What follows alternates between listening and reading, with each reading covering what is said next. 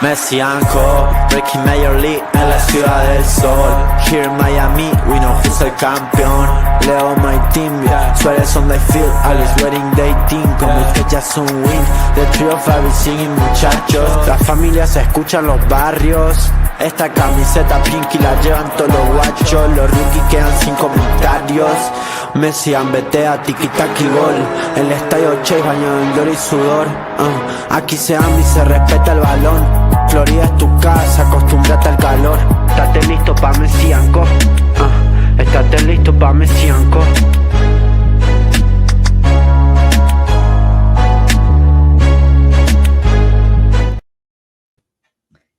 Hello, everybody, and welcome to a melancholic episode of Messi and Co. on this Tuesday. I am Ashley here today with one of our two co-hosts, Gian. Unfortunately, Matt couldn't make it.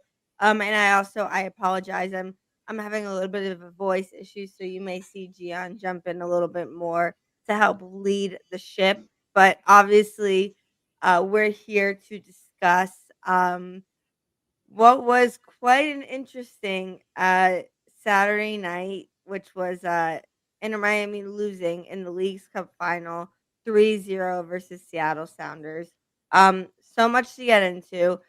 I hope we have a lot of people join so we can have conversations because obviously I'm sure people have their thoughts on things, maybe things that went our way, things that didn't, and just the overall vibes. So, Gian, I'll start with you. Hopefully, first and foremost, you had a nice Labor Day weekend. I know we have people who watch from outside the United States. We yesterday was a federal holiday here, so we had a long weekend, which was nice, and we needed that day to recover, in my opinion, before I went back to my job. So how are you doing, Gian? Before we get into the madness that was Saturday. I'm doing good, and I don't know if it's just divine intervention to have a holiday after a game like Oh this, my but gosh, we it needed is.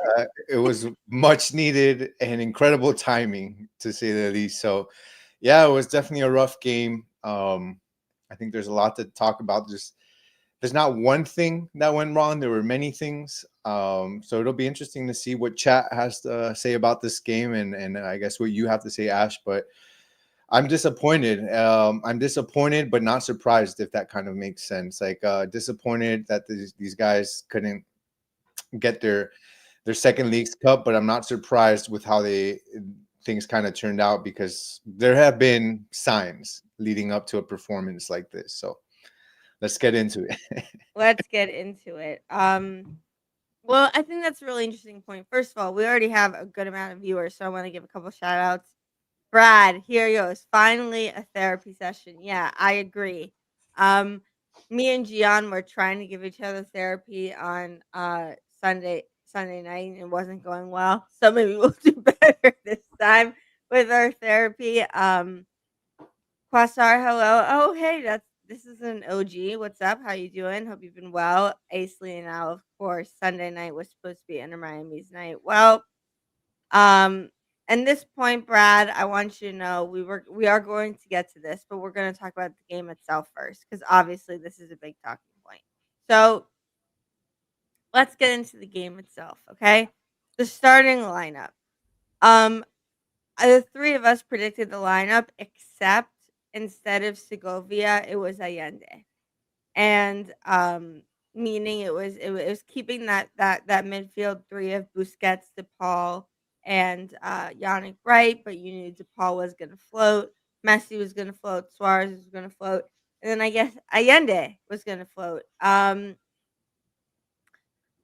I said in the chat to you guys, I said, look, I think we would have all chosen Segovia, but maybe as they were thinking, and I'd say hindsight is 2020. They listened to Messi and Co, of course, the Inter Miami front office, and they know that we said that right now Seattle has a 13-2 goal advantage in this tournament. And they were thinking, well, if we're thinking about who's going to score more goals, Allende versus Segovia, we're going to just have to believe it's Allende based on the position we brought him in for and what he's been supposed to do this season. So we're going to keep that three midfield to help control Seattle on their attacking, and we're gonna have Allende jump in instead of Rodriguez because we want to get goals.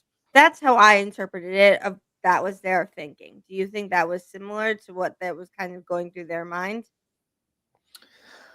I understand the Rodrigo de Paul, Busquets, Yannick Bright midfield. It makes sense. You have a team, as we mentioned in a preview, that outscored opponents in 5 games in Leagues Cup leading up to this game 13-2.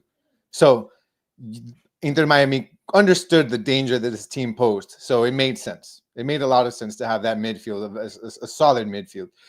Velasco Segovia has shown to be one of the best players in Leagues Cup, not only with his passing ability, but also his ability to score from inside as well as outside the box. And it was surprising to me for Velasco Segovia not to be a starter in this game and Allende to be inserted into the lineup, knowing that Allende has missed countless opportunities. He's Has given he? He's been given so many chances. Yes, he makes the right runs. Yes, he's in the right positions. But after that, once he But receives does the it ball, matter if it doesn't go in the it back of the doesn't. net? Once he receives the ball, he has trouble controlling it. Sometimes it bounces off him and goes 1 to 2 yards ahead of him. Then when he has opportunity to finish, he doesn't. And I thought Velasco Segovia earned that starting position. And yeah, I think that what you say makes sense, Ashley, as far as them wanting Allende to be there because maybe he provides more of a scoring threat, quote unquote scoring threat, because you're not a scoring threat if you don't score. Um, I think that's what they did, but I think it threw everything off because if you also think about it, Allende ended up still playing on the right side, and what that did is it shifted the ball from playing on the right on to the left side, on the left of Busquets. So that also kind of changed some things. So I wasn't too happy with the lineup at all. I think I understood maybe what they were trying to do, but I didn't agree with it. And in the end, I think it ended up You obviously were right. not working. So Yeah, I mean, yeah, exactly. So, I mean, I I think if it was Segovia instead of Allende, I would've I would've been happy with it because you know what? I thought it was based tactically on your competition, and like we said, we spoke about it in the pre-match. Some people agreed, some people disagreed, and again, guys, I apologize. I know my voice is a little mumbly, but stick with me. Um, in the Orlando game, people were having mixed opinion on the lineup, but I said, "We don't win that game if it wasn't for those midfield 3 because they helped stop so many Orlando chances." We had opportunities, but then we made the right substitutions in order to be able to secure a win. We were only down 1, similar to this match, and like I said, I didn't think it was the format of the team that was wrong. I think it was the attacking pieces that were wrong. And the same story today. How Segovia was chosen instead was not chosen over Allende, I think is crazy. And then I said this to you, you know, obviously in the second half, look, there's things to consider. Number one, Messi misses a 1 in 1,000 moment. And that happened. You can't expect Messi. He didn't have a great game, but he also, you know what I mean? Like we also have paid and we've spoken about this. We had 10 other players on the pitch who were quote unquote our best 11. Quote unquote, I say, right? So, with that in mind, he had a 1 in 1,000 miss. If he scores that, obviously the game changes. Who knows what happens? Suarez, for both Messi and Allende, absolutely stunning balls to both of them. Would have been stunning assists. And even though we don't agree with what's to go, we're not thrilled that Suarez isn't the number 9 striker that we want him to be. He in what he's been asked to do, for example, on Sunday post-match brawl, he did exactly what was asked for him. Those were 2 perfect passes that I could have scored. Messi, again, he does so much that, 1 in 1,000 times you miss. Like, it happens. It happens to everyone. Allende I said it to you immediately, this was an example of if you keep giving a guy a chance who keeps missing, he's gonna miss when it really matters. And this is when he missed when it really mattered because you know what? He didn't deserve to be starting in the final because he missed the last 6 weeks of chances he had. And yeah, he created the space and everything and he made the right run, but he missed an open freaking goal. Do we think obviously Messi did it a few minutes before, But again, Messi doesn't count. Like, sorry, I know we're Messi and Co, and I know we're saying that I'm not just trying to be like super what's the word, like subjective and say that Messi's best and can never do anything wrong. He missed. It's a problem. But Allende has done the same thing 100 times. Messi makes that shot 98 times. You know what I mean? So it's like it just annoyed me because in the end it just goes back to coaching and it goes back to being what I consider to be fairness in that you you have to earn your spot to play and you have to deliver in your job. And look, Allende came on in the second half as a sub and made a great impact. He could have done the exact same thing this time. We needed someone from minute one who was going to help create, and Allende doesn't create. He's supposed to finish. We needed creators, not finishers, right? You know what I'm saying? Yeah. So that's what annoyed me the most. And so while I'll look through the comments and you give me your thoughts just specifically on the Allende part because Messi, he missed. Everyone, you can be upset, but here's a great way of saying it. I can understand the Messi miss. He was trying to one time it. He made a mistake. It happens so rarely. Like people make mistakes, Messi makes mistakes, but he's still the greatest to ever play the game, and he'll make that shot the next 100 times. I feel fairly confident in. In this situation, Allende controlled the ball and literally missed an open goal. So it's just again a thing of if you get rewarded for not playing well, and we've gone back and forth on this a lot, Gian, but in my opinion, if you get rewarded by not playing well and start, then you miss an open goal in a final. Like it's no surprise to me, is I guess what I'm saying. Yeah, there's a lot to unpack there. I'll talk about it at the end, but I want to talk about a few other things. Yeah, please cook. Um, I told you this in our text group. This team to me is just fundamentally not a well-built team. This is a prime example of you can't throw a bunch of stars into a team and expect it to work well and to just consistently win. It's not a winning formula, I think. It'll get you wins here and there.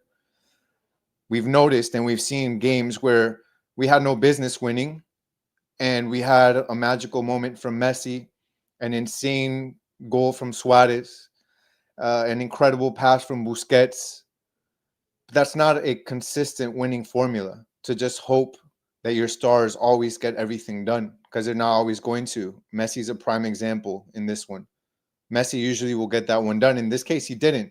And I think it goes beyond just a miss, a regular miss. I think it was frustration. And I I think think this is a good point too. Sorry not to interrupt, but it ties into what you say. Someone else needs to show up sometimes. It can't be Messi making 100% of your I goals. think I think Messi in this case it was just not a simple miss. If you noticed, Messi is usually very subtle, very intentional with his shots. That wasn't a subtle, intentional, skillful shot. That was a shot with aggressiveness, with stress, just trying to absolutely rip the ball in, and that was unusual from him. And I think that stems from just this team not performing at its best, players that maybe shouldn't be on the pitch. You see Suarez and others kind of like bitch at other players and have issues with some of the lineups. And I think that was a frustration on Messi's part, him having to do everything. But going Yeah. back to what I was saying, I think it's a fundamental issue. You look at a Seattle Sounders team that has one of the best center back duos in all of MLS. Jackson Reagan was third in voting for Defender of the Year last season. Like that's how you build teams with Right. defense, with guys that are meant to be there. You brought in Maxi Falcon. Okay, I don't think he's the best, but I don't have that much of a complaint with him. But Lujan is not a starting center back in a Leagues Cup final match. You had David Martinez that I don't think is one either, but he's better than Lujan. He's You let better. him I wish go. we didn't get rid of You let him. him go. Tomas Aviles, another player that is you spent a lot of money on that's just sitting on the bench that unfortunately doesn't have the discipline to be on a Also match threw a like this. punch in the We've post. seen that. So it's like you're not building this team properly. Then you look up top. Who are your attackers? How are you supposed to attack with this Inter Miami team that has? And again, I know we like this because it solidifies the midfield. But think about this, Ash. You have Yannick Bright, who's not an attacker. You have Sergio Busquets, who's not an attacker. You have Rodrigo de Paul, who's not an attacker. Yeah. You have Leo Messi, who in this point in his career is no longer an attacker. Can he score goals? Can he attack?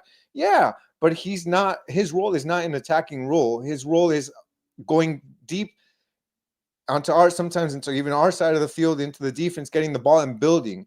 Now you've turned in Luis Suarez, our lone number 9, into another person that is a facilitator and not an attacker, a guy that's So you have playing all these like facilitators and no one to you have score. Tadeo Allende that is our only attacker but can't score. So it's like fundamentally the pieces Mm. they may look good on paper. Yeah, Busquets, yeah, De Paul, yeah, Bright, yeah, Messi, yeah, Suarez, this and that. But that's on paper, but on the field they don't work. And I mentioned to you this Suarez. I don't have any complaints about him in his current role. He is doing great, but Ash, we don't need that role.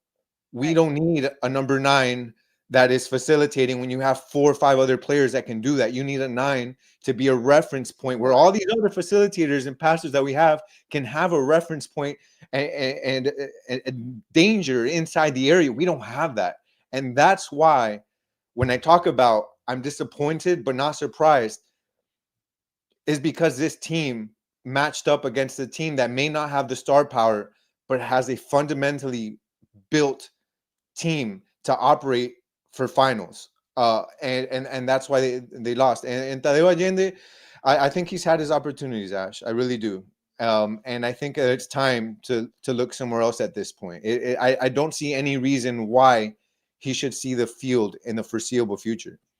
Well, and that's why we've been having this discussion for over a month now, where even though I've said, Fafa maybe isn't your answer, but maybe Baltasar Rodriguez is. Like, that he doesn't if you keep missing, you can't keep starting, and that's what this is, I think, a great point by Sergio.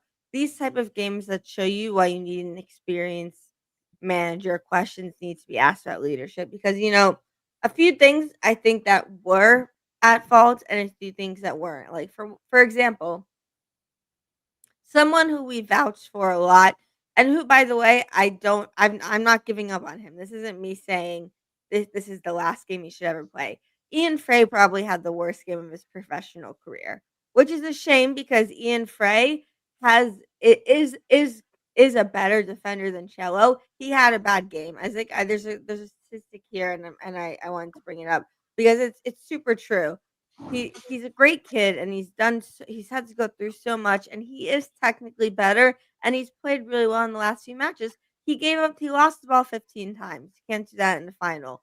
Yannick Bright, I understand the penalty was a stupid thing to do in the 90th plus minute, but I'm sorry, I'll fight with anyone. The amount of balls he saved in the first 85 minutes and the amount of times he stopped a goal or attack from forming is why he plays. Like, that's in my opinion. I I still think he had a poor game. Just to add, I mean, I agree with what you said there. As far as typically he'll play good, but he had a very poor game along with Busquets and along with De Paul. They That made they didn't hold what we're hoping to hold 100%. Um So it's like I don't blame Mascherano for that because I think Ian Frey and Bright had. I think if it was me, I would have chosen them too. So I'm not going to blame coaching. And by the way, I'm not an experienced manager, so I'm allowed to say whoever the hell I want. I want to play, and it doesn't really hold much weight. But Lujan, for example, to your point, like I think Maxi Falcone has been nothing but consistent all season. You're right; he's not the perfect defender. He's no prime Sergio Ramos, but he's done what we've asked him to do this season, bar none. Jordi Alba, same thing, is doing exactly what he needs to do. Um, Lujan, you when you chose to get rid of David Martinez, is that part because of DePaul? Maybe. Um, Tomas Aviles clearly just does not have the discipline to start. There's no chance you can start him in a final. There's just none. You've done over 2 years. There's too many disciplinary infractions where it's just you're not. It's worth to play a worser player, and that hopefully has Tomas Aviles really think to himself because you know what he is the better, obviously, I think, skill-wise, he's a better defender than Lujan. But because of all of the misdemeanors you've had over the last season and a half, the coach and the team don't believe in you because they think you're gonna do something that's gonna hurt the team. And so hopefully he learns from that. But then what I would say is that in the second half, we come out and in the first 15 minutes, we're playing really well. Like we said, 2 golden opportunities to score that were unfortunate misses. And then we see Segovia come in. If it was me and I wrote this in the group chat, I said, bring him on at halftime for Allende. You have to understand Allende is not going to come through when it matters. I'm sorry. I hope it changes. He's a young kid. I have nothing against him as a person, but in the last 6 weeks, he has missed every single chance to score a goal when needed. Every single one. The penalty last week, he drew a penalty, but he wasn't the one to take it, for example. Um, so Segovia needed to come in, but then you bring Segovia in and you take out Lujan. And at that point, I understand it because then you can move Sergio Busquets to center back, but then you bring in Fafa and you take out Ian Frey, and that I don't understand. If you're I understand Ian Frey didn't have a good game, then you put in Cello because we're only down 1 goal and we've just spent 15 minutes absolutely barraging them on offense and having multiple chances. And I don't know if you noticed Lumen Stadium, which by the way, Lumen Field did a phenomenal atmosphere and they deserve a lot of credit. The Seattle fans, the Seattle organization. It was a great final in terms of atmosphere. But let me tell you something. It was silent for the first 30 minutes of the second half because they all thought Inter Miami was going to score. Because we all thought Inter Miami was going to score. And so it was substitutions for the wrong players at the wrong time. And that's coaching. And it just it brings a lot of frustration. And I see a lot of comments. Look, we're going to get to the post-match part of it. But right now we're talking about the actual match part of it. And in my opinion, the game plan and what you are trying to do with the players you have, which goes beyond what you say, Gian. Yeah, the team, the infrastructure and the construction, agreed, they've made mistakes. But I think if you switch Segovia and Allende, you're putting out your best chance in the final. They didn't put out their best chance minus 1 player, and then they didn't take him out. And so, in my opinion, that's like where the big fall off takes place. Does that make sense? Yeah, I don't have a problem with that with that substitution, minute 57, Telasco Sovia for Lujan. Me neither. Um, because I thought it was obviously good to bring in Telasco Segovia. I thought that helped a lot. And then I was quite okay with Busquets taking Lujan's role Me as too. a center Me back too. like that. And look, that's something that maybe they might have to look into, like in the future. Having Busquets as a starting center back moving forward alongside Maxi Falcon. Yeah, maybe he's not as fast because of age as Lujan. I mean, Lujan's not a rocket either, but as far as presence and the IQ and knowing where to stand and where to Isn't be, and that I think it was that first or second goal that we got scored on. It was Lujan that it was on the header. Lujan actually stepped out to pressure yeah. an attacker that made no sense because it was so far out, and he left an entire hole behind him, Yeah. which forced Maxi Falcon to move over to the left, and then Ian Frey to move over as well, and he moved over a little bit too late, and I put that one on Lujan. So Yeah. to honest, boost that substitution was fine, and I would actually look into making that a permanent thing. Busquets in as a center back. So that you can keep playing DePaul and Bright. Yeah, Yeah. but even if not, like Busquets at center back is going to be better than Lujan, in my opinion. I don't know if you guys feel the same way as I do, but I feel like Busquets is better than Here's a Lujan good at center question. back. Maybe you can answer this as an Ecuadorian. Didn't we pay good money for Orlando? Here's the thing with well, before I'm going to get sidetracked, but let me finish this thought and I'll get to that. Sorry, yeah. Because you think about Mascherano in Barca, Mascherano was a midfielder, and they moved him into a center back role to play for Barca, and he ended up being a center back, and it worked out well. When you have great players that are that skillful, they can adapt, and especially defensive players, it becomes easier for them. So that's what I would look for. As far as Orlando is concerned, that's the thing with Inter Miami. They invest in players that have injury history, and that's what happened with Obando. And then the same thing with Silvetti that they're bringing in from Argentina also has it. The same thing with David Martinez when they brought him on. Like they bring on players that they can find for less money, but that are injury prone. So I don't know what's going on with Obando. I don't understand that signing. Then the second one, Ian Frey for Fafa Picot, minute 72. That one was strange. It should have been Papa for Allende, and if you wanted to make another substitution, then Ian Frey for Cello. Because I get it, we like Ian Frey, but he was having a bad game. It happens. Then you make a like for like sub because again, we're only down 1 goal and there's 20 plus minutes left. Yeah, It's not once like he we were did that, down the by ball actually 4. moved down. The ball actually moved down, and then ended up being Maxi, Busquets, and Falcon playing in defense, and then you had Fafa Picot up front. And honestly, at that point, I think it was also a desperation move. I'd love to know what was going on through his head to kind of think about that because we were We had still 7 down. people lined up on the 18-yard box to score. No one was giving it. No one was in the right space. Yeah, we were down a goal still at that point, so I'm not sure why the need to do that was. But shortly after that, after the 70, after 7 minute 72 after that substitution, 12 minutes later is when we get scored on the 2-0.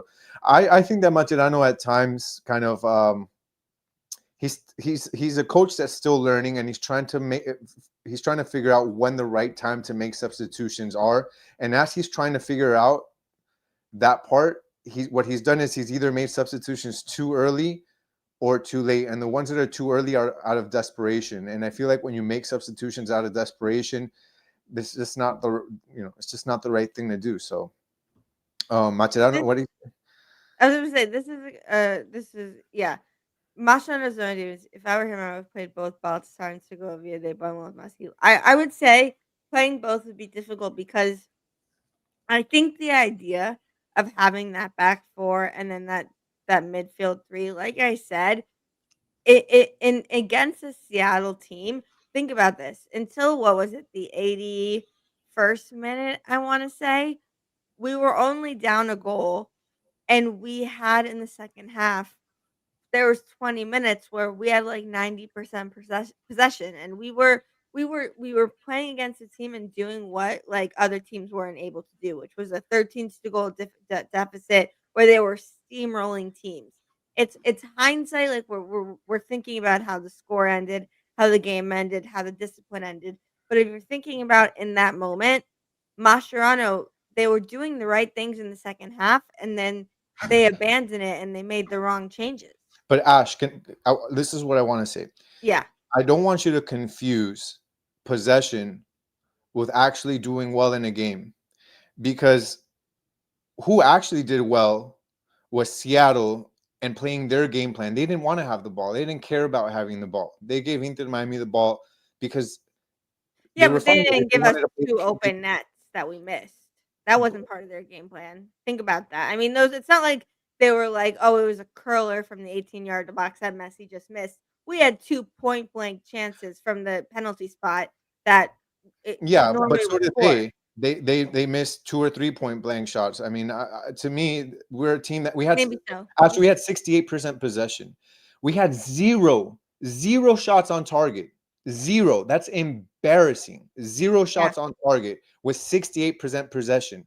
So when we're dominating on possession, that doesn't mean, hey, keep doing what you're We're doing playing because you're, better, you're right? dominating possession. That is actually worrisome, guys. We're dominating on possession and we're not doing crap with it. We're not doing anything, and I can understand that because number one, what I said before, we don't have people that are dynamic enough to attack other than probably Messi, and then we know again Suarez is just facilitating, and you have Tadeo Allende that can't do anything. But the second part is we don't give enough credit to Seattle. Seattle played some of the best defense I've ever seen in a final, some of the best defense I've ever seen against Inter Miami. There's a Yeah. reason Agreed. there's a reason why they've won every cup in MLS that there is to win in MLS. The Leagues Cup was the only one I think that they needed to win, and they finally won it. They played so narrow, like from both sides. They played narrow and then they played compact. And because Inter Miami doesn't have any dynamic wing players, they were perfectly fine with allowing anything to go on the sides, because Jordi Alba is not a dynamic wing player. He's a guy that can run up and then put it in a center, but he's not going to take anybody one-on-one. The same Especially thing had with Segovia starting. I think yeah, it would have been Bray different because saying you would that have same had Segovia and Messi both causing a lot of havoc and But making look at people look at nervous. the amount of saves that their center backs had on Oh my God, how many huge. times did Messi try to shoot from outside? How many times did we have a Yeah, shot from inside the box that right before it started going to the goal, yeah. what center back threw his foot in the air? I think Reagan had an amazing one. Like that was amazing and incredible defense. And to be a defense like that, you need better. I'm sorry, but you need better players, and you Right. need a better system, because this is a team that, again, we said allowed 2 goals in 5 matches. They had 3 clean sheets in 5 matches going into this game. With that mediocre offense that Inter Miami had, with that 68% possession that led to nothing, led to 0 shots on target, was passing from side to side to side, because like, you're not going to beat a team like that. So kudos to Seattle. Seattle did amazing. This is some of the best defense I've ever seen. And I think you're right. And this is an interesting point. I'm a Sounders fan. It's a good thing Matt's not here. Who attended the match? One thing I'm not hearing is criticism of Rodrigo De Paul. Well, Gian did say earlier that he thought all three midfielders did not play well. Listen, Rodrigo De Paul, number one, there's a couple things about Rodrigo De Paul, and let me start by saying this. I'm extraordinarily happy that he is on Inter Miami because I think he number one, he keeps Messi. Forget the other players, forget the team construction, whatever you want to say. As an Inter Miami fan myself, I want to keep Messi for as long as possible. That, and if you want to call that bias, you can call it whatever you want. But he is still in his prime, a world champion. He's been at this team for a month. He's been playing without the full roster. Messi was injured for half of it, and he's been playing mainly against Mexican opponents. So if you're expecting Rodrigo De Paul to come in and save the day and be the best player on the pitch, yes, I expected more of him, but he's only been here a month, everybody, and he hasn't played consistent with the starters, whatever the starters end up being. He hasn't played in a consistent formation, game plan, starters, or opposition in the last month. Wait, but So, are you cut? You, I think you're cutting him a little too much slack, well, and Ash. I was to say, but he's not there yet.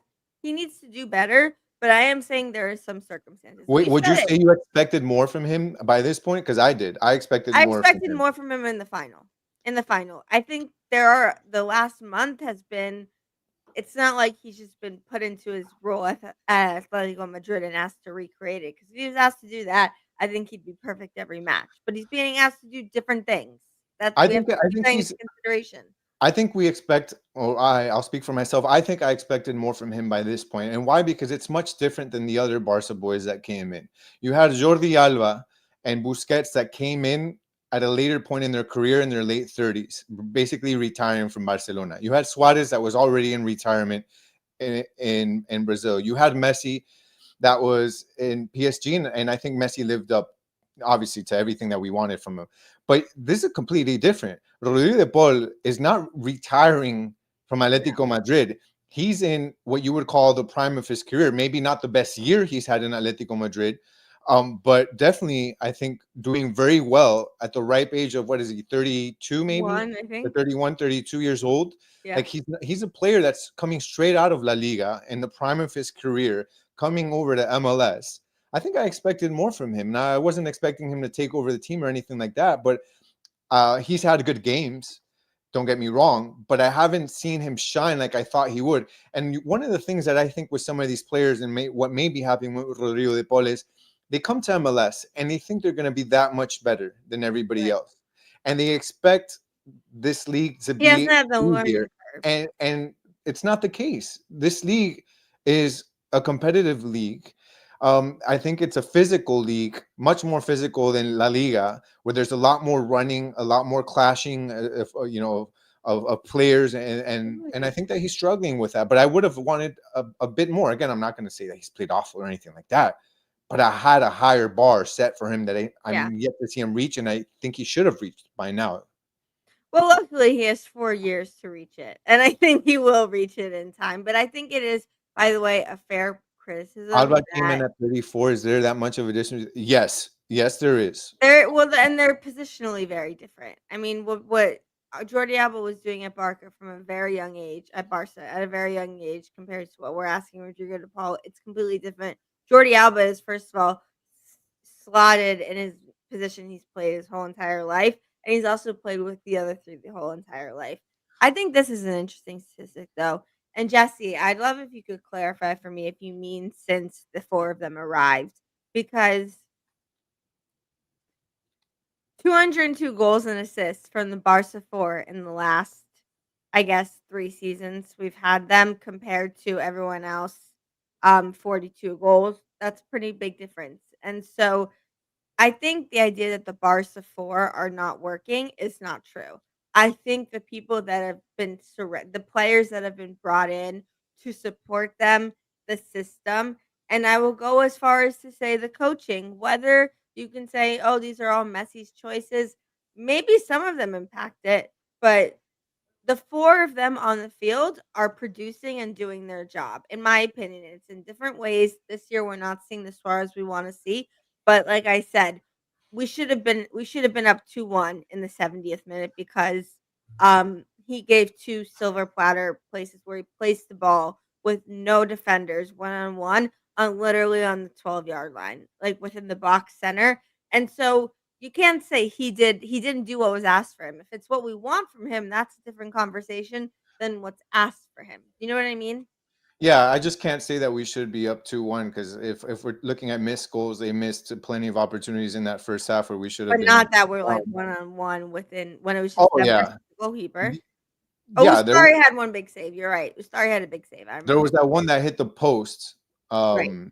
in the minute 20 something maybe. I think it I think was. this is yeah. Yeah, no, it's true, and I mean, there's so many places we need to look into and to move upon. I think this is a fair point. You have to understand he should be doing better, but he's been in a different position every game in the last 3 weeks, and again, against not the league he's playing in a unique competition. So I'm gonna give him a little slack. Ask me this when we're in the playoffs. You know what I'm saying? Ask me in the playoffs, is Rodrigo de Paul delivering what he's supposed to be delivering? Because that's what I'm really gonna start noticing. And after this international break, I think even the best, like Messi's different. He comes in and he wins the League's Cup, but he's also the greatest player to ever play a sport out of hundreds of thousands of millions of players who have played it. Rodrigo de Paul is not the best to ever play a sport. He's just a player who's very good in his prime who has played with Messi. So I'm going to cut him a little bit more slack and I'm going to give him a little bit more time. However, I agree have what was, he didn't bring what we were hoping he was going to bring on Sunday. But again, we will have to see. Um, Natalia, someone who is a consistent listener and who gives great insight. Sadly, this is how Masha makes his formation: assign players to a position and hope they come up with their game plan. You know what? I think that's actually a really good way of looking at it because I do think that's part of what he does. I don't see a lot of on the field coaching from Mascherano. I see a lot of pre-coaching and a lot of post-coaching. I don't see him being adjusting or being flexible once the game begins. And that is probably an age thing. That's probably an inexperience thing. And that's also probably when you know you're playing three people who are within 3 years of your age and who you played for years with on the same team. Like and then that goes back to the front office. So it's this cyclical issue we're having, right? And this game was kind of a culmination of all of the things to your point, Gian, that the Barca 4 is the Barca 4. How you build around it, and that includes your starting 11, your formation, your substitutions, and your coaches. You can't blame that on the Barca 4. If you want to say Messi chose his friends or chose the coach or whatever, maybe. But then Jorge Mas and David Beckham should have been like, no, this is the coach we're putting in. And that's, you know what I'm saying? So, like, I think that there's blame on a lot of different tiers as it relates to this. And what we can hope moving forward is they figure out that Allende needs is not your answer to be your if you're gonna go with these formations and if you have these players until the end of the MLS campaign, you must win the MLS Cup if you want the season to have any sniff of being a success, or else there are gonna be so many major questions asked for every aspect of this team. I'm glad you Um, brought that up though, Ash, because I think that that's something I yeah, wanted to talk about and see what you guys in chat are thinking. This season it has finally opened the doors and is on the cusp of becoming a failure. It wasn't a reality a few weeks ago, a few months ago, where we were very, I think, very positive, talking about a Club World Cup that obviously we understood was far fetched, maybe to think we'd win, but we felt like we'd do good. We were talking about a Champions Cup that we were fairly positive we'd make it to the final and had a chance to win. We were fairly positive about a Leagues Cup, and we were even fairly positive about a Supporters Shield and a MLS Cup. And as this season has gone along, I think we've discovered more and more holes within this team, from coaching to personnel, to I think team chemistry I was gonna say chemistry and confidence. I was just and, gonna say that. and Yeah, just how team morale. I feel like we found a lot of different holes, and I feel like we have more questions now than we had answers. Than we have answers than we did at the beginning of the season, and it's on the cusp of becoming a failure of a season. Honestly, like yeah. the Champions Cup was a flop. This League's Cup, I mean, you make it to the final, okay, you get a berth to the Champions Cup next season, but at the end of the day, this team didn't look competitive in a final. They almost didn't make it out of the semifinal. They made it out because of a red card in minute 70 something. Like that's when the game really changed. Um, this doesn't look like a winning season to me. And if Inter Miami doesn't make necessary changes, maybe some difficult decisions, um, there's not much. They're not going to salvage what's left of it. I'm not confident about a supporter shield right now, and I'm And not Messi confident. still hasn't signed his extension, And I'm which not I'm confident not about happy an about. MLS Cup. Honestly, I'm not confident about an MLS Cup at all, because this team is not good right now. Now they have good players on paper, but where the players are on the actual field and what we're seeing and the tactics and how they play together, I don't think they win an MLS Cup Let me give currently. you Now, if they make changes, yeah, like I can see that, because we've got the star power to do it, but the changes have to start today, like let me now. ask let me ask you if you find any similarities with this.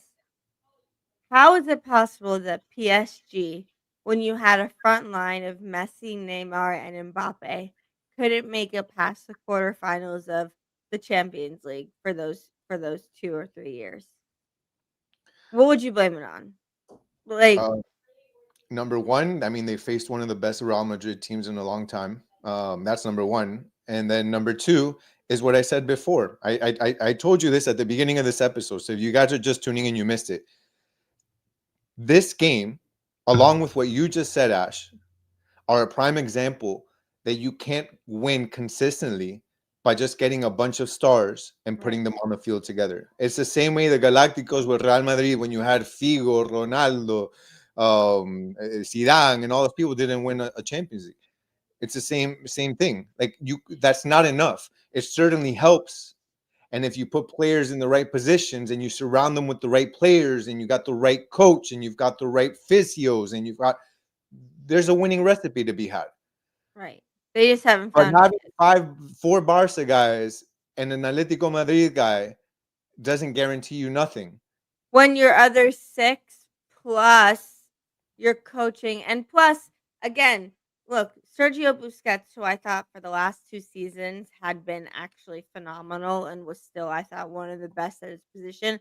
I think this is the first year where you're starting to see that his legs are really going and that he's, I think reaching the twilight. Suarez, it's interesting because it's the same, but again, he shouldn't be asked to do what he's doing. That's the problem. You need to have a center forward who's scoring and threatening, and that should be your main point of attack. But to his credit, 20 he has what, 20, like Matt said, it was 20 goal contributions in 24 games.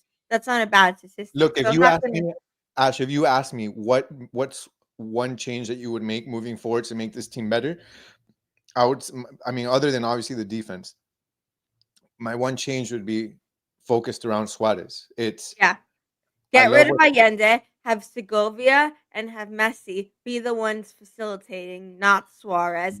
Feed Suarez, have Rodrigo de Paul Suarez needs to feed play as a Suarez center forward. and score the damn goals. That's what I think. Suarez needs to be a center forward, not a facilitator. You've got Correct. enough of That's those. what You I'm don't need saying. that. Have a And if Segovia and Suarez Messi can't do always that, there facilitating. and if Suarez can't do that, and I suspect that that's one of the reasons why they've created this new role for him, is because physically he can't make those runs and Right, and be that right, center right. forward. That's what I suspect.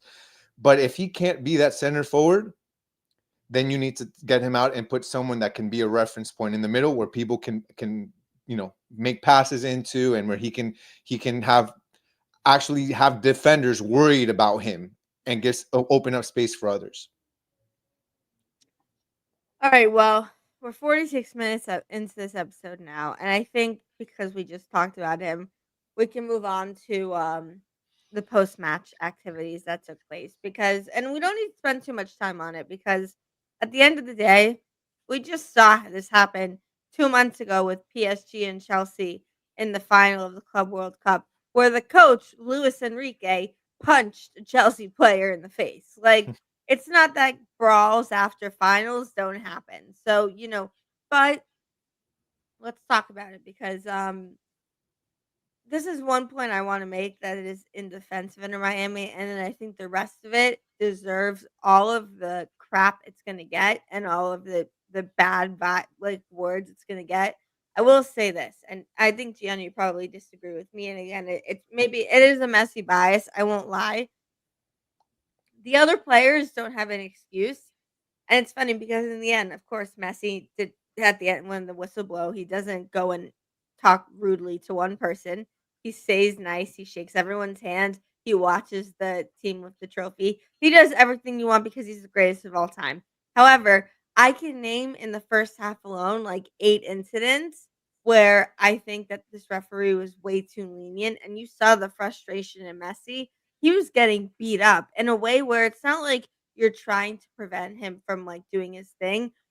He was getting fouled in pretty dangerous ways, and so I think there's frustration at the end of the game throughout the team that, like, especially with those first 15 minutes after the first half where they felt we were so close and they were so frustrated with themselves and the situation that things got out of hand. So I'm gonna start with that, but everything that followed, inexcusable. Can you talk more about it? Because I think you can explain it, or at least I'm sure you've seen it once or twice in Libertadores and in other competitions where, look, heat of the moment when you're playing in an elimination game, especially a final, these things happen. But what do you make of it and what do you do from it?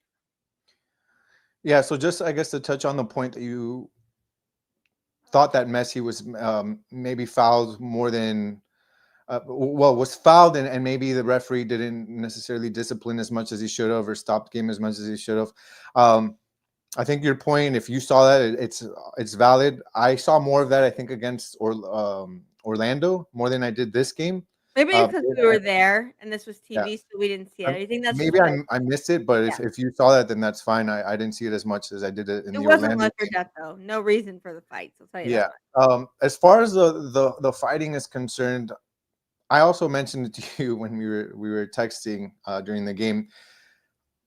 I didn't want to jump to any conclusions because I don't know exactly what happened in regards to who Look instigated, at who that, look didn't. what you said. Just read this comment, exactly what you're saying. Sorry. Just perfect timing that I put that comment.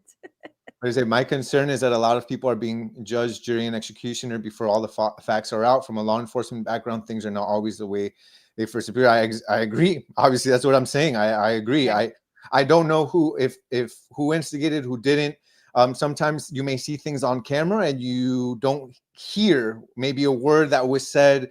A lot of times, the instigator is not the one throwing the blows, but the ones that's whispering something, saying something to somebody. So from that perspective, I don't want to put the blame on a team or say that Inter Miami did that because they were sore losers. I don't have enough evidence to say that. So, Yeah. but what I can, I think, have an opinion on is what I actually saw. And Right. what I actually saw um, was Boosie punch someone. I saw Suarez spit on Aviles a person. Aviles going in and fighting with someone. I saw Suarez going up to a team official that apparently has been there for since An before older gentleman, 2015. And I a think far some say older that he was a gentleman. security guard. I've read. I'm not 100% sure, but he steps on his foot, doesn't allow him to back up, and then spits on him. I don't know what the discussion there was between the two or anything, but I'll say this: look, you mentioned it. I've seen a lot of Copa Libertadores games in South America, Comebol, one of my favorite World Cup too, yeah. Libertadores, and a lot of times, well, not a lot, but there are some times where the teams afterwards will fight, and I've never liked that, to be honest with you. Me I've never neither. liked it, and for whatever reason, I think that if somebody says something to you, you got to be man enough in this case because it's the men's league, man enough to turn around and unless you're protecting physically protecting yourself or anything like that, words aren't enough for you to punch someone, spit on someone, or do anything Never, like that. never. So in this case, I don't like what I saw from Busquets. I thought that was very uncharacteristic of him. He's somebody that's usually the one separating, usually someone Yeah, that is not fighting, that is not instigating, one of the calmer ones. The experienced player, the one that you expect to bring calm to the situation. So for him to throw a right jab like that, I thought was really sad to see. Um, Suarez, he's somebody that has this history. Obviously, he beat Chiellini. He had that other one against Chelsea. He's had 9-match bans, 5-match bans, right. and unfortunately, And while I'm sure he was incredibly frustrated because in his highs, he's like, "Look, I did 2 amazing passes, we didn't finish it.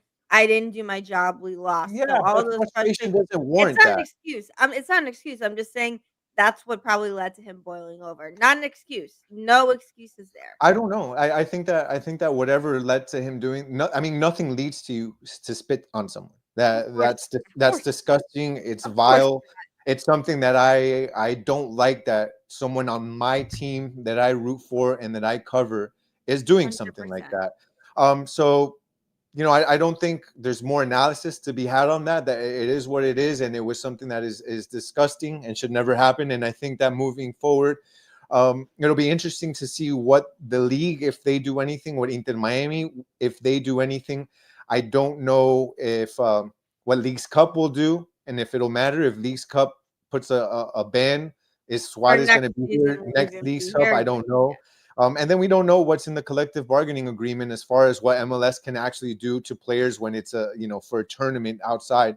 But I think that there should be some discipline. I'm not going to go and say how much, how long, what, or anything like that because that's not something that I'm in control of. But I don't think that you should allow a player to do that because it sets the precedent that this team is not serious, and I think that they need to be serious. I So think the closest comparison we have is, like I said, last 2 months ago, Luis Enrique, who was the coach, punched a player and he got no punishment. So I think what I've seen recently, which by the way I'm not condoning, and I don't disagree with you. When you do these actions, you deserve consequences. I'm not going to say it's the same as Allende deserving consequences for missing. Obviously, these are different, but I think in sports in general, and that's a leadership thing. I saw there was a comment up here about like, yeah, this is from Francisco.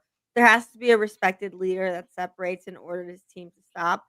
What That's another example of when you don't see that. And look, from the initial statements we've seen is that the League's Cup is a separate entity from MLS and from Liga MX, right? They combine with CONCACAF to create this tournament. So there's no one governing body specifically that outside of the League's Cup matches can technically make this type of disciplinary decision. However, the team can, and if they will or not is a different question. We'll have to wait and see. I think it's to me like it's just so genuinely unfortunate because we've seen it with Suarez so many times, and it's like it's not like it's unexpected, But damn, it's really it's just such a shame because it's so unnecessary. And then you see someone who had probably one of the most frustrating games he's had in a while, which is Lionel Messi, who misses an open shot that he never does. Lo- loses a final when he knows everyone in that stadium and his team included is relying on him. um, gets is treated, in my opinion, like I said, he was being treated pretty roughly, and that's team's games plan, and that's fine. But the ref was trying to let the players play in a final, which I appreciate. But at the same time, eventually you have to create some sort of discipline. Like, you have to start somewhere. And I think all of those things combined, you still see Messi as soon as the whistle blows, shake hands. He goes to the player that actually was fighting with Busquets and Falcon and Cremaschi and all of them, and put his arm around him and kind of gave him his perspective, but in a very calm and nice way. And then he gets his trophy, he shakes everyone's hand, and he watches. And that's what you expect from everyone, and the fact that you don't see that from everyone is appalling. I saw some comments here, Aviles and Kremaski, Falcon. Falcon's a little different because, like I said, coming from Copa Libertadores, Colo Colo, etc., it is a completely different ballpark, in my opinion. Like, it is a much more, you tell me if I'm wrong. It's more aggressive in these moments. Like, these moments happen where in a final, when you lose, frustration boils over, and these things happen. And I'm saying, not saying I agree with it, but they happen. Kremaski and Aviles were other examples. Kremaski, who's not even an Inter Miami player right now, but both showing examples of being these kids who think they're entitled to this behavior, and it's a huge problem. And like you said, it stems from coaching, leadership, and overall value. You can't say Messi wasn't being a good leader because Messi was a consummate professional when they lost. He was unhappy, but he didn't do anything to anyone, and he stayed away from the fighting. So Yeah, I'd just be careful to point this to coaching, though. I wouldn't point this specific thing to coaching. I mean, Suarez has a history right, under right, right. many No, no, Suarez, coaches. no. I mean the other kids and like that big brawl in the center. I Like, think that they I just wish got it in there didn't happen. because I think they got in there because they're defending their players. I mean, I don't like what I saw from Aviles, and I don't like what I saw from others, but I think that those that are at fault are Busquets and Suarez more than anything. And then the rest of the guys, like once you see a brawl going on, I don't fault the rest of them for going in there and trying to protect their guys. But the ones that are at fault are the guys that are almost 40 years old, that have all the experience in the Right. world. They're supposed to be the example for the younger guys on this team, and end up doing this. I think that those are the guys that are at fault. The other guys are just watching out for their Right. team as they should be. I think that's a fair point. And I mean, look, Rodrigo De Paul, who is, I would say, probably the one who's gotten into the most fights, if you're probably looking pound for pound over the last, let's say, 5 to 7 years of competitive, both international and domestic. He wasn't in any of the fights, I'm pretty sure, or he was trying to break it up, right? Like, I didn't see him throw any punches. So Who if you say? DePaul, I didn't DePaul. see him Yeah, I throw didn't any see punches. anything there. So if Messi and DePaul are the ones who are not throwing any punches, and then you have Suarez and Busquets are, we got a problem, right? Like, we got, that means that we have a problem with a lot. Um, we'll see. We'll see what happens. But yeah, so we're about to hit an hour mark. We're about to go into, we're obviously into an international break now. On what's today's Tuesday, right? On Thursday, it will be Lionel Messi's final home competitive match for Barcelona and for Argentina and Buenos Aires. And I think that I'm excited to see that, and I wish him the best. Maybe we'll do an episode about it. We'll see. Um, the team and the players are about to have this nice sort of 10-day break and reset. And look, will we see punishments? I think Suarez deserves one. I think it's a freaking shame because, like I said, for whether we agree or not with what he is being asked to do, and if the team should have picked a better forward, that's not what he's being asked to do. He's doing it on the field. Him having this moment is such a shame because, like, God, when are you going to learn? You're, to your point, you're almost 40 years old. You've accomplished so much in your soccer career. You are one of the best strikers of your generation, and you did 2 phenomenal passes to try and help your team win today. What on earth would make you think you should go not only if you wanna argue with players, fine, you argue with players, I don't like it, you don't like it, etcetera. You don't go spit on a 75-year-old assistant from Seattle, you don't, I'm sorry. It's inexcusable. We'll see what happens. Um, all I can say is so I'm just I know a lot of thoughts happening. I'm trying to wrap up the episode. We still have the MLS Cup. This season has not turned out the way we hoped it would. I would say if we're looking at positives, look, we just got DePaul. I do believe DePaul, they will figure out where he fits best and he will raise his game. And when he's playing these MLS games, especially as we finish out these next 2 months with the playoffs, I expect and hope to see more. What that means in terms of Mascherano's future.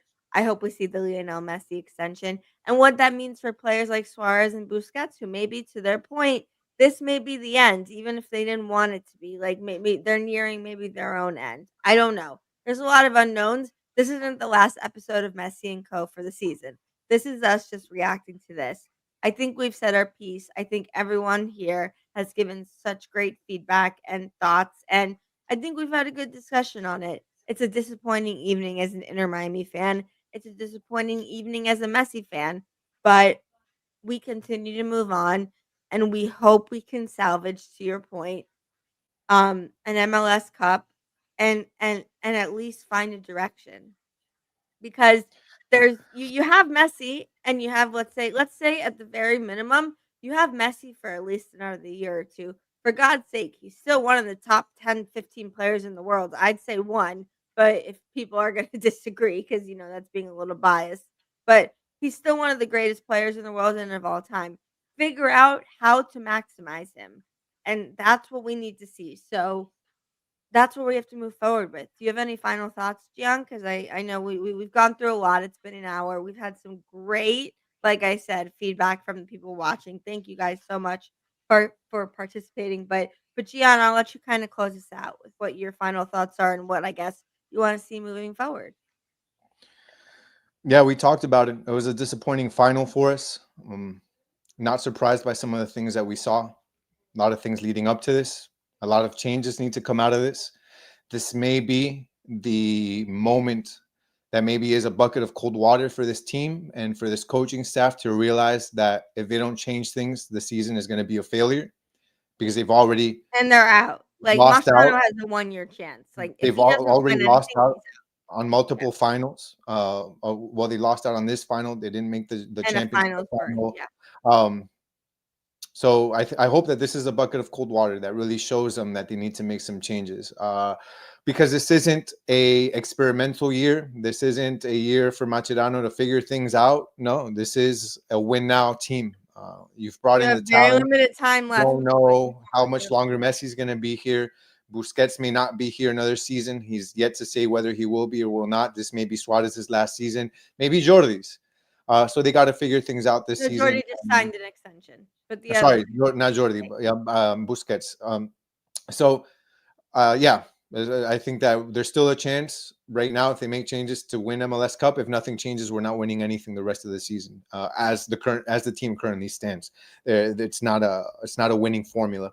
And then Messi, wishing him the best of luck. Messi goes and plays his last game in Argentina for and I a hope he has a Club World Cup beautiful qualifier evening and a against celebration. Venezuela. So hopefully he does well there. I don't know if he'll play that second game against Ecuador because that'll be in Quito. Yeah, Probably I don't think probably it's the last one, and he deserves. I hope he feels, it's tough to go after this finals loss, even though but what he's done for Argentina and yeah.